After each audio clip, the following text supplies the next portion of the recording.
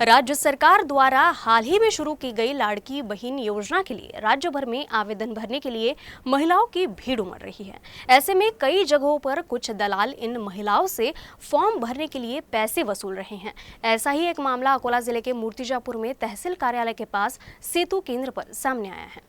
मूर्तिजापुर में मुख्यमंत्री लाड़की बहन योजना के लिए महिला लाभार्थियों को लूटा जा रहा है। साथ ही इस योजना के नाम पर तहसील कार्यालय क्षेत्र में सेतु केंद्र चालक या एजेंट महिलाओं से 500 से 600 रुपए की वसूली कर रहे हैं। अच्छा, किती रुपये खर्च लागला? अच्छा, 500 रुपये घेते डॉक्युमेंट द्यायचं काम, बाकी सगळं ते आणते। 500 रुपये घेऊन आले? कुठे घेऊन आले?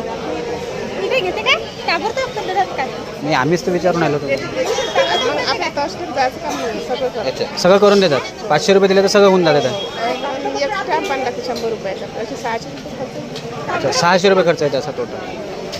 महिलाओं की आर्थिक लूट को रोकने के लिए एनसीपी विधायक अमोल मिटकरी ने प्रतिक्रिया दी। उन्होंने कहा कि इस योजना को लेकर विपक्ष भ्रम फैला रहा है। मिटकरी ने महिलाओं को आवेदन पत्र भरने के लिए किसी भी दलाल को पैसे न देने की भी अपील की है। वही अगर कोई पैसों की मांग कर रहा है तो उसकी जिलाधिकारी से शिकायत करने का आह्वान भी मिटकरी ने किया।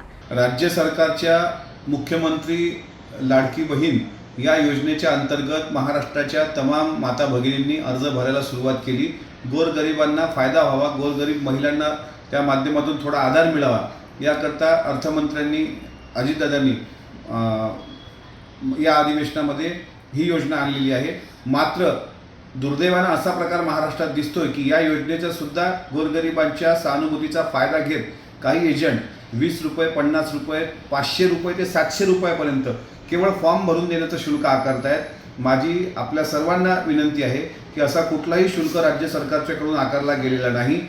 ही योजना तळागाळातील माझ्या माता भगिनींसाठी आहे। अशा एजंटपासून आपण सावध राहावं। असे एजंट जर कुठं दिसले तर त्याची रीतसर तक्रार जिल्हाधिकारी महोदयांकडे करावी आणि जाणीवपूर्वक विरोधकांकडून हा राज्य सरकारला बदनाम करण्याचा डाव आहे हे सुद्धा या निमित्तानं आता स्पष्ट होते।